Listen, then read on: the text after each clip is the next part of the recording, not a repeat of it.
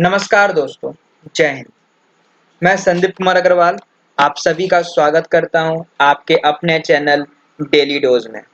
आज है 13 अगस्त 2020 और आज हम चर्चा करेंगे आज के कुछ इम्पोर्टेंट करंट अफेयर्स के बारे में जो हो सकता है कि आपके एग्जाम में पूछ दिया जाए। ठीक है, अगर हमारा सेशन आपको अच्छा लगे तो प्लीज़ लाइक कीजिएगा और सब्सक्राइब कर दीजिएगा और अपने दोस्तों के साथ भी शेयर कीजिएगा ताकि ज़्यादा से ज़्यादा लोगों के बीच ये इन्फॉर्मेशन पहुंच सके। तो चलिए फिर शुरू करते हैं।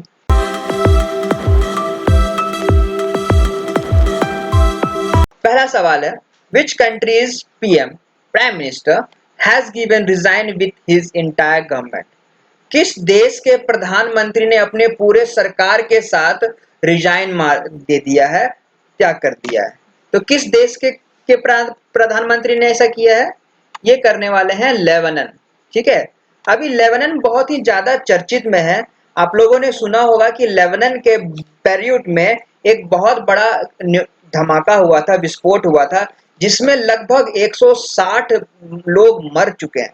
ठीक है, और 6000 से भी ज्यादा घायल है और 20 ऐसे लोग हैं जिनका अभी तक पता नहीं है कि वो कहाँ है। ठीक है, तो वहां के जो गवर्नमेंट हैं, जो जो प्राइम मिनिस्टर थे, उनका नाम था हसन दायब।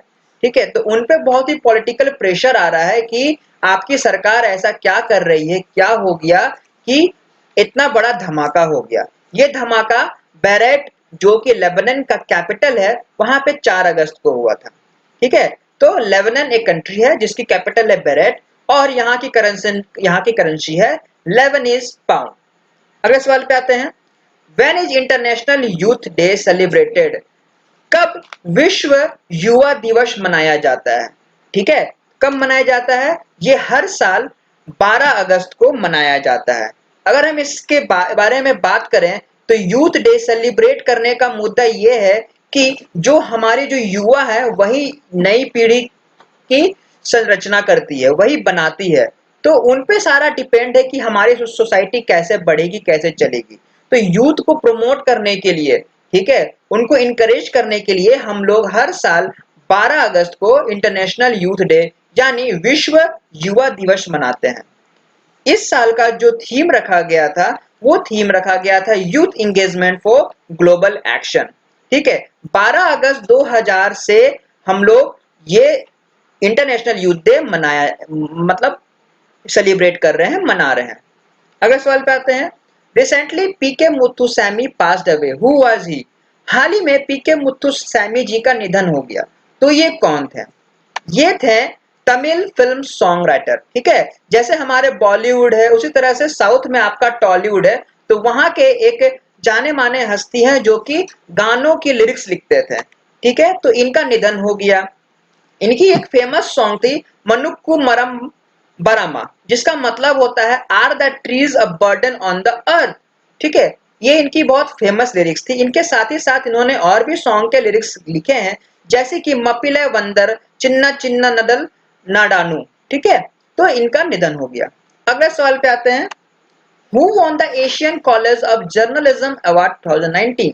ठीक है, जर्नलिज्म अवार्ड ये आपका जो न्यूज़पेपर होता है, टीवी ब्रॉडकास्टिंग होता है, जो इसके बारे में काम करते हैं, उन तरह के लोगों को दिया जाता है। ठीक है, तो Asian college of journalism award 2019 से किसको सम्मानित किया गया है? यह सम्मानित किया गया है नितिन सेठी जी को। नितिन सेठी जी आपके एक इन्वेस्टिगेशन जो भी जर्नलिस्ट थे उनके द्वारा मतलब उन उस काम के लिए इनको ये अवार्ड मिला है। ठीक है, अगर इनकी बात करें तो ये हफिंगस्टन पोस्ट के लिए काम करते हैं। He won this award for his 6-part series titled पैसा पॉलिटिक्स। इन्होंने एक इन्वेस्टिगेशन काम किया था जिसका नाम था पैसा पॉलिटिक्स, उसके लिए इनको ये अवार्ड मिला है। अगर हम एशियन कॉलेज जर्नलिज्म की हेडक्वार्टर की बात करें, इसका हेडक्वार्टर है चेन्नई तमिलनाडु में और इसके चेयरमैन है शशि कुमार जी। नेक्स्ट क्वेश्चन है, who won the KP Narayan Kumar memorial award. ठीक है, जैसे कि अभी पीछे बात की है हम लोग, उनके साथ ही इनको भी अवार्ड मिला है केपी नारायण मेमोरियल अवार्ड। तो ये मिला है शिव कुमार सहाय जी को। ठीक है, शिव सहाय सिंह जी को। ठीक है, इनको मिला है सोशल इम्पैक्ट में। अगर हम इनकी बात करें तो ये द हिंदू जो कि बहुत ही जाना माना न्यूज़पेपर है उसके लिए काम करते हैं उनके जर्नलिस्ट हैं ये। इनको ये अवार्ड मिला है क्योंकि इन्होंने एक रिपोर्ट बनाई थी, death by digital exclusion on faculty public distribution system in Jharkhand. Means Jharkhand के जो लोग हैं उनमें बहुत ज्यादा डेथ हो रहा था डिजिटली, कहने का मतलब कुछ ना कुछ उसमें प्रॉब्लम आ रहा था, तो उस पे इन्होंने एक सोशल इम्पैक्ट दिखाते हुए काम किया था, जिनके लिए इनको KP Narayan Kumar memorial award से सम्मानित किया गया है। अगले सवाल पे आते हैं, name the book based on chronicles of vice president. Chronicles यहाँ कहने का मतलब है जो हमारे वाइस प्रेसिडेंट है उनके गुणगान में एक पुस्तक लिखी गई है, तो उस पुस्तक का नाम क्या है? इस पुस्तक का नाम है कनेक्टिंग कम्युनिकेशन चेंजिंग। ठीक है, कनेक्टिंग कम्युनिकेशन चेंजिंग जो बुक है ये आपकी ब्रॉडकास्ट की गई है या फिर लॉन्च की गई है हमारे union minister of information and broadcasting Prakash Javadekar. यह बुक ई बुक के द्वारा इवील की गई है, अनवील की गई है। ई बुक कहने का मतलब ये हार्ड कॉपी नहीं बल्कि एक सॉफ्ट कॉपी रहेगी जो कि लोग ऑनलाइन पढ़ सकते हैं। ठीक है, तो वाइस प्रेसिडेंट हमारे वेंकैया नायडू हैं, उन्होंने 3 साल के अंतराल में जितने भी अपने काम किए हैं, अपना अच्छा योगदान दिए हैं as a vice president and chairman of the Rajya Sabha, इन सब के बारे में इनके इसमें लिखा हुआ है। इस पुस्तक में तकरीबन 250 से भी ज्यादा पेजेस है जिसमें इनके स्पीचेस वगैरह भी मेंशन्ड है। ठीक है, अगले सवाल पे आते हैं, name the first city in India to have female icons on traffic signal. जी हाँ, अब तक आप लोगों ने ट्रैफिक सिग्नल में केवल मैन मतलब कि एक पुरुष का सिग्नल या फिर सिंबल देखते थे, अब उसके जगह पे भारत में ऐसा पहली बार हो गया है कि किसी महिला का वहां पे आइकन होगा। तो ये है हुआ है दादर। दादर मुंबई में एक सिटी है, वहां पे ऐसा हुआ है और इसी के साथ दादर भारत का पहला सिटी बन गया है जो कि फीमेल आइकन रख रहा है ट्रैफिक सिग्नल में। अगर हम इसके बारे में बात करें तो ये जो हुआ है ये Brihan Mumbai municipal corporation BMC के द्वारा किया गया है, जो कि वहां पे एक ट्रायंगुलर फ्रॉक दिखाया गया जा रहा है और उसको मेन के जो आइकन से उससे रिप्लेस किया गया है। ठीक है, तो अगर हम मुंबई के सीएम की बात करें तो यहाँ के सीएम है उद्धव ठाकरे जी और गवर्नर है भगत सिंह कोश्यारी। अगले सवाल पे आते हैं, who is observing cleanliness week in order to mark the Independence Day. 15 अगस्त को हम लोग स्वतंत्र दिवस मनाते हैं, इंडिपेंडेंस डे मनाते हैं, तो उसी को ट्रिब्यूट करने के लिए एक हमारा जो इस कमिटी है वो आपका क्लीनलीनेस वीक मना रहे हैं। तो ये कौन मना रहे हैं? ये मना रहे हैं इंडियन रेलवेज। भारतीय रेलवेज ने ये सोचा है कि 15 अगस्त को जो होने वाला है हम लोग का इंडिपेंडेंस डे, उसको लेकर हर जगह को साफ सुथरा किया जाएगा उनके रेलवेज डिपार्टमेंट में। तो ये शुरू किया गया है 10 अगस्त से। ठीक है, 10 अगस्त से 5 अगस्त तक ये काम होगा, जिसमें जो भी रेलवेज के अलग अलग सेक्शन जैसे कि ट्रैक्स हो गए, स्टेशन ऑफिस हो गए, उनके अगल बगल कॉलोनीज, वर्किंग साइड, जो रेलवे के ट्रैक्स, फाटक वगैरह हो गए, ये सभी को साफ किया जाएगा, साफ सुथरा रखा जाएगा। ठीक है, अगर हम इंडियन रेलवेज के मिनिस्टर की बात करें तो यह है पीयूष गोयल जी।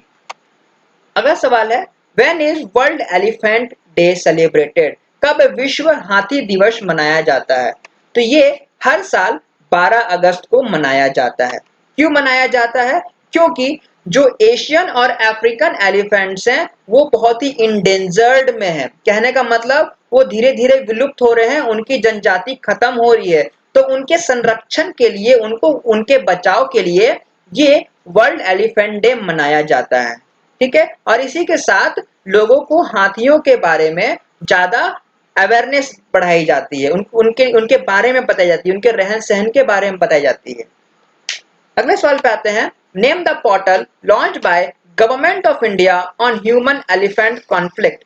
अगर हाथियों की बात आई है तो अभी हाल ही में आप लोगों ने सुना होगा कि हमारे भारत देश में एक ह्यूमन एलिफेंट कॉन्फ्लिक्ट हुआ था, तो उसके लिए एक पोर्टल लॉन्च किया गया है। तो उस पोर्टल का नाम क्या है? इस पोर्टल का नाम है सुरक्षा। ठीक है, तो सुरक्षा ये पोर्टल है वो लॉन्च किया गया है बाय प्रकाश जावड़ेकर के द्वारा।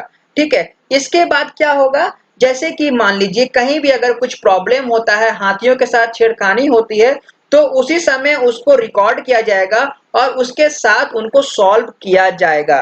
ठीक है। इसके अंडर में कुछ प्रोटोकॉल्स होंगे, कुछ रूल्स एंड रेगुलेशन होंगे जो कि हर एक लोगों को समझना होगा और उसको अपनाना भी होगा और हाथियों की संरक्षण करनी होगी। ठीक है, तो ये थे हमारे आज के कुछ इंपॉर्टेंट करंट अफेयर जो मैंने आप सबके सामने रखा।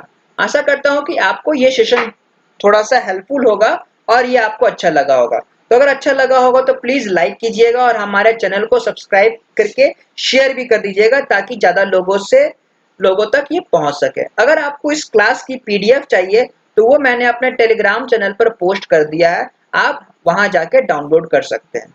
तो आज के लिए बस इतना ही। Thank you.